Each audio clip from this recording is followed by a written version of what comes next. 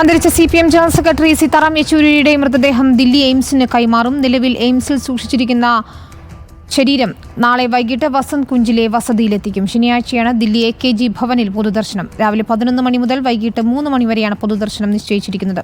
നോബിൾ മാരിക്കാരൻ നൽകും വിവരങ്ങൾ. നോബിൾ, ദില്ലി എയിംസിലെ വിദ്യാർത്ഥികൾ പഠനത്തിനായി വിട്ടുകൊടുത്ത് മാതൃകയാവുകയാണ് സീതാറാം യെച്ചൂരി. തൻ്റെ ശരീരം കൈമാറുന്നതിലൂടെ സംസ്കാര ചടങ്ങുകളില്ല. അതുകൊണ്ട് തന്നെ എപ്പോഴാണ് പൊതുദർശനം?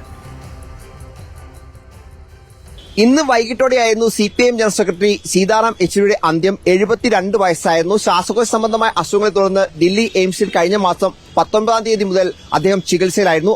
അത്യാഹിത വിഭാഗത്തിലായിരുന്നു അദ്ദേഹം ഉണ്ടായിരുന്നത്. കഴിഞ്ഞ കുറേ ദിവസങ്ങളായി ആരോഗ്യസ്ഥിതിയിൽ വലിയ തരത്തിൽ മോശമാകുന്ന സാഹചര്യം ഉണ്ടായിരുന്നു. വിവിധ വിഭാഗങ്ങളിലെ വിദഗ്ധ ഡോക്ടർമാരാണ് അദ്ദേഹത്തെ ചികിത്സിച്ചുകൊണ്ടിരുന്നത്. ഇന്നിപ്പോൾ വെന്റിലേറ്ററിന്റെ ഉൾപ്പെടെ സഹായത്തോടെയായിരുന്നു ജീവൻ നിലനിർത്തി പോകുന്നത്. ഇന്നിപ്പോൾ വൈകുന്നേരം അദ്ദേഹത്തിന് അന്ത്യം സംഭവിച്ചു. ഇപ്പോൾ നിലവിൽ അദ്ദേഹത്തിന്റെ മൃതദേഹം സൂക്ഷിച്ചിരിക്കുന്നത് ദില്ലി എയിംസിൽ തന്നെയാണ്.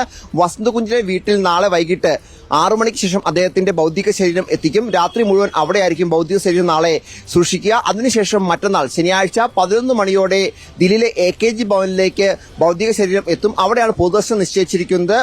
11 മണി മുതൽ 3 മണി വരെ ഇവിടെ പൊതുദർശനം നടക്കും. അതിനുശേഷം വൈകിട്ട് 3 മണിക്ക് ശേഷം എയിംസിലെ അനാട്ടമി വിഭാഗത്തിന് അദ്ദേഹത്തിന്റെ ഭൗതിക ശരീരം കൈമാറും എന്നാണ് ഇപ്പോൾ CPM വ്യക്തമാക്കുന്നത്. CPMനെ സംബന്ധിച്ചിടത്തോളം നിലവിലത്തെ രാഷ്ട്രീയ സാഹചര്യത്തിൽ ഏറ്റവും അനിവാര്യനായ ഒരു ജനറൽ സെക്രട്ടറിയാണ് നഷ്ടപ്പെട്ടിരിക്കുന്നത്.